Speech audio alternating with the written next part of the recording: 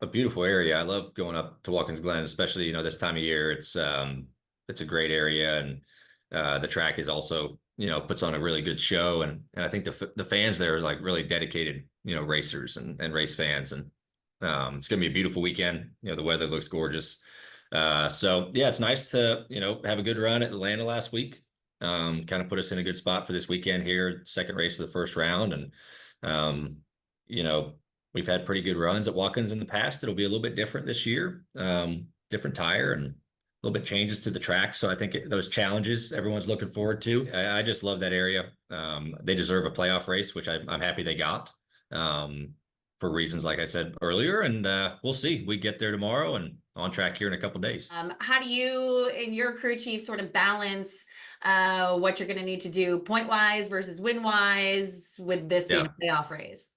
Yeah, the stages in on the road courses kind of switched up, a few times through the years of whether, they throw yellows at the end of these stages or they run them green. It's just at that lap, those guys get points. And now this year it's back to, throwing yellows. And then that changes a lot of strategy at road courses because you can pit without going a lap down because the track's so big. So you'll have a lot of teams, with different strategies, and it's kind of dependent on like where you're running too. If you think your car is good enough to win the race, and you run up towards the front, hey, maybe you don't take the stage points and kind of pit before the stage is over, as to where you can restart back in the lead.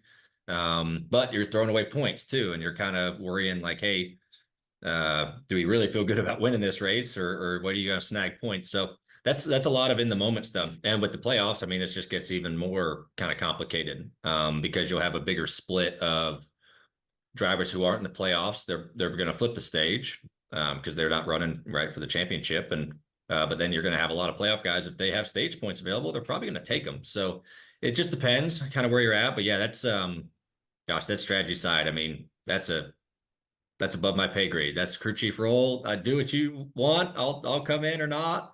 We talk about it, but yeah, that's a tricky one for those guys. But that's what they love doing. You got to 80, Jenny, the S.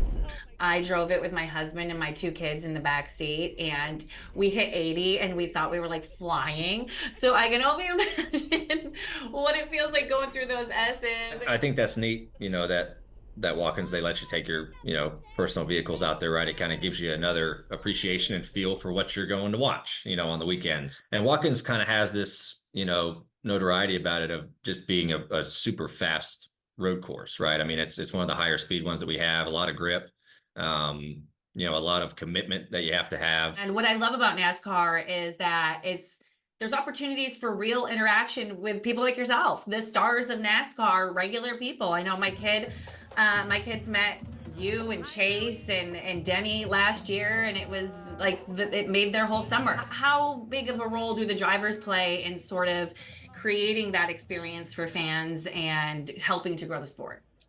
Yeah, I think it's something that NASCAR does really well is that access and that experience, like connectivity to the fan and their families. I think we do it better than any other sporting event. I look at, baseball and football and basketball, right? Like, it's just different. Like you're not really meeting the players or the athletes before the game. You're not walking on the court or the field before the game starts. NASCAR, gosh, you can walk on the racetrack before. If you say you can drive your car around it, any weekend. You can see, the athletes up close and personal, talk to them pretty easy. And I think that's what makes us a pretty compelling sport, is because you can really meet people who maybe you really enjoy watching, and kind of get to shake their hand. And we've always been very hospitable, to our fans, because we've understood that, hey, this is what makes it tick. And lastly, I'll just ask, I see the playoff beard is back this year. We going for a championship number 2, huh? You keeping the beard till we're at the end? Yeah, the playoff beard, it's come back, and I stopped shaving last week, so it's coming in surely, and maybe a little slow, but yeah, it's back. It'll get pretty big here in about a month or two, and hopefully it brings us some good luck.